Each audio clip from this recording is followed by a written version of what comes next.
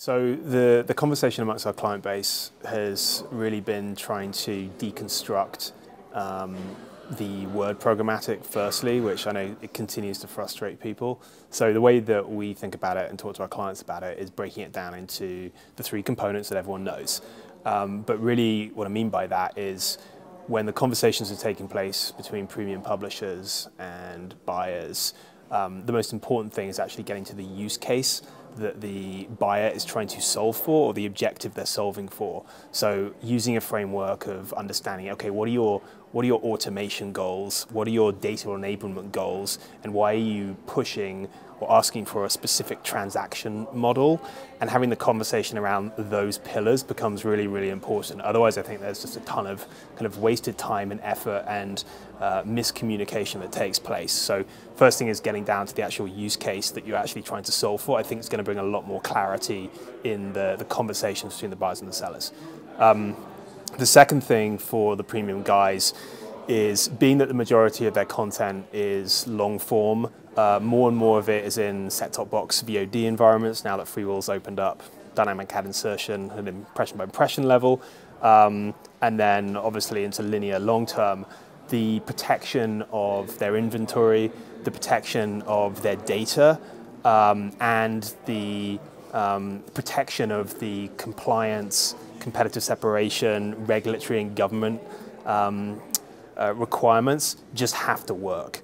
So I think more and more the premium guys are recognizing that, yes, we know that we want to be able to do more kind of data-enabled deals, whether that be using a brand marketer's proprietary first-party data or other data sets. Yes, we know we want to improve the efficiency of the buying and selling process to bring better results to the bottom line, but it needs to be under transaction models and under business rules that absolutely make sense for scarce premium video publishers. And my data needs to be protected, my inventory needs to be protected, and I need to be able to ensure compliance regardless of screen. If I can do those things, then I think there's a great path forward. Yeah, so I think the irony is when people talk about programmatic and they reference automation under programmatic, I think the irony is that it's actually far more manual and far more inefficient, and on a cost per dollar standpoint, more costly than a traditional linear TV transaction. So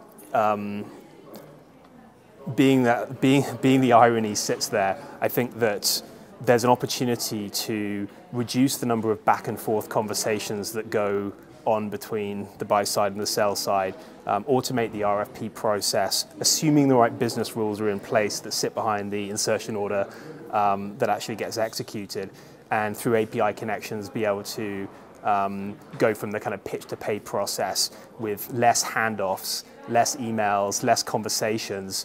But I want to underline that it's got to be, though, ensuring that the premium guys have the data, the inventory, and all the other protections that make sense. And I think in return, that's going to open up more potential opportunities for large brand marketers to be able to do deals with the premium guys at scale across screens, using more automated workflow.